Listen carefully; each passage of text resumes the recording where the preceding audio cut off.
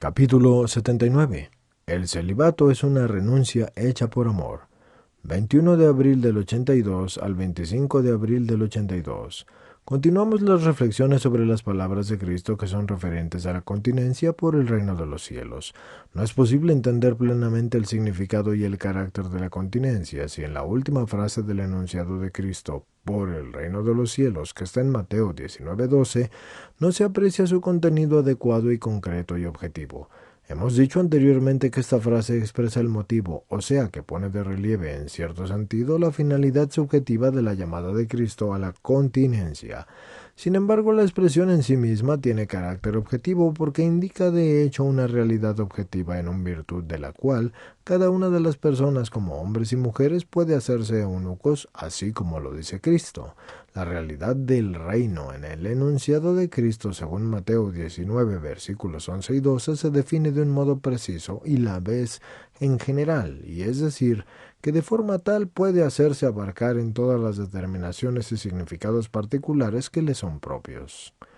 El reino de los cielos significa el reino de Dios que Cristo predicaba en su realización final, es decir, escatológica. Cristo predicaba este reino en su realización o instauración temporal y al mismo tiempo lo pronosticaba en su cumplimiento escatológico. La instauración temporal del reino de Dios es a la vez su inauguración y su preparación para el cumplimiento definitivo. Cristo llama a este reino y en cierto sentido invita a todos a él. La parábola de los banquetes de bodas en Mateo 22, 1 al 14, porque si llama a algunos a la continencia por el reino de los cielos, se deduce del contenido de esa expresión que los llama a participar de un modo singular en la instauración del reino de Dios sobre la tierra, gracias a la cual se comienza y se prepara la fase definitiva del reino de los cielos. En este sentido hemos dicho que esa llamada, esta marcada así llamada, tiene el signo particular del dinamismo propio del misterio de la redención del cuerpo. Así pues, en la continencia por el reino de los cielos se pone de relieve, como ya hemos mencionado, la negación de uno mismo para tomar la propia cruz de cada día y seguir a Cristo. Lucas 9:23, que puede llegar hasta a implicar la renuncia del matrimonio y aún de la propia familia, y todo esto se deriva del convencimiento de que así es posible contribuir mucho más a la legalización del reino de Dios en su dimensión terrena con la perspectiva del cumplimiento escatológico. Cristo, en su enunciado según Mateo 19 versículos 11 y 12, dice de una manera general que la renuncia voluntaria al matrimonio tiene esa finalidad, pero no especifica esa afirmación. En su primer enunciado sobre este tema no precisa aún para qué tareas concretas es necesaria o bien indispensable esta continencia voluntaria en orden a realizar el reino de Dios en la tierra y a preparar su futuro cumplimiento. A este propósito podremos ver algo más en Pablo de Tarso en la Primera de Corintios, y lo demás será completado por la vida de la Iglesia en su desarrollo histórico, llevado adelante según la corriente de la auténtica tradición. En el enunciado de Cristo sobre la continencia por el reino de los cielos, no hallamos indicio alguno más detallado de cómo entender ese mismo reino, tanto por lo que respecta a su realización terrena como por lo que se refiere a su definitivo cumplimiento en su específica y excepcional relación con los que por él se hacen voluntariamente eunucos. Tampoco se dice mediante qué aspecto particular de la realidad que constituye el reino se le asocian aquellos que se han hecho libremente eunucos. Efectivamente es sabido que el reino de los cielos es para todos y también están relacionados con él en la tierra y en el cielo los que toman mujer y marido. Es para todos la viña del Señor en la cual, aquí en la tierra, deben trabajar, y es después en la casa del Padre donde deben encontrarse en la eternidad. ¿Qué es, pues, este reino para aquellos que con miras a él eligen la continencia voluntaria?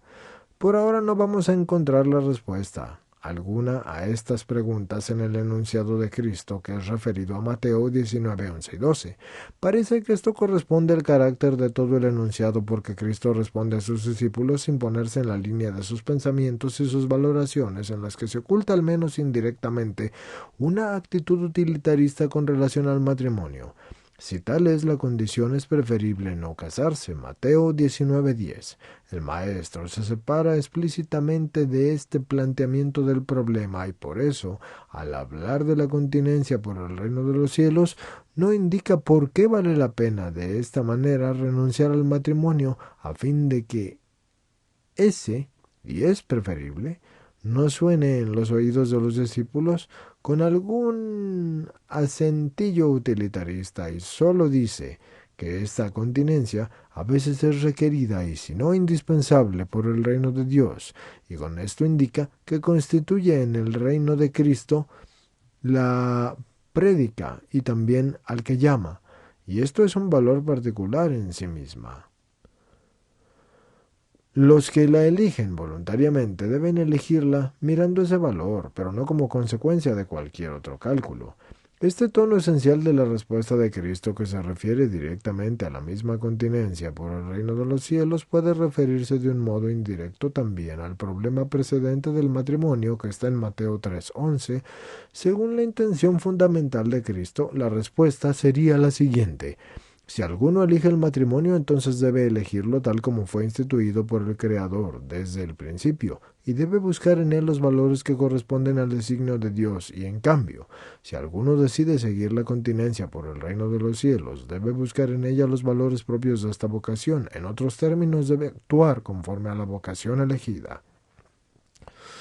El reino de los cielos es ciertamente el cumplimiento definitivo de las aspiraciones de todos los hombres a quienes Cristo les dirige su mensaje, y es la plenitud del bien que el corazón humano desea por encima de todo lo que puede ser su herencia en la vida terrena, y es la máxima plenitud de la gratificación de Dios al hombre. En la conversación con los saduceos en Mateo 22 al 24 y 30, Marcos 12, 18 al 27 y Lucas 20 al 27, 40, que hemos analizado anteriormente, encontramos algunos detalles sobre ese reino, o sea, sobre el otro mundo. Hay muchos más en todo el Nuevo Testamento y sin embargo parece que para esclarecer qué es el reino de los cielos, para que a causa de él elijan la continencia voluntaria, tiene entonces un significado especial la revelación de la revelación esponsalicia de Cristo con la Iglesia entre los otros textos, porque es decisivo el de la carta a los Efesios 5:25, sobre el cual nos convendrá fundamentarnos y también nos convendrá fundar especialmente cuando consideremos el problema de la sacramentalidad del matrimonio. Este texto es igualmente válido tanto para la teología del matrimonio como para la teología de la continencia por el reino, es decir, la teología de la virginidad o del celibato. Parece que precisamente en este texto encontramos como concretado lo que Cristo había dicho a sus discípulos al invitar a la continencia voluntaria por el reino de los cielos. En este análisis se ha subrayado ya suficientemente que las palabras de Cristo en medio de su gran concisión son fundamentales y están llenas de contenido esencial y caracterizadas además por cierta severidad.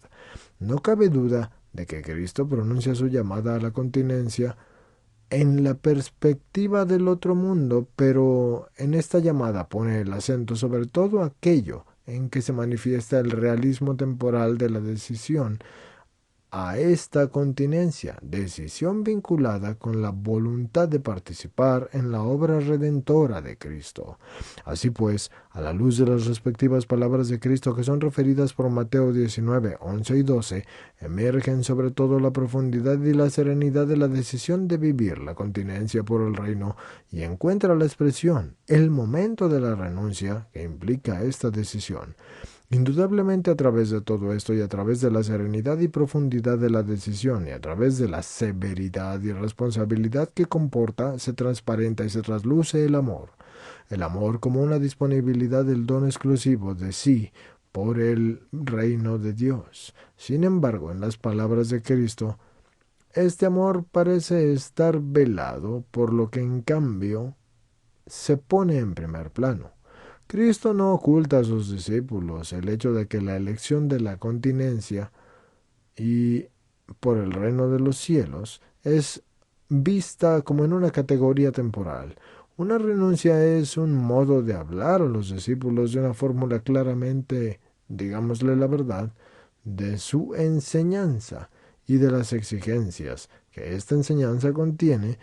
y eso es significativo para todo el Evangelio, y es precisamente esto lo que le confiere, entre otras cosas, una marca y una fuerza tan convincentes. Es propio del corazón humano aceptar exigencias, e incluso si son difíciles, en nombre del amor y por un ideal, y sobre todo en el nombre del amor hacia la persona. Y efectivamente, el amor está orientado por la esencia hacia la persona.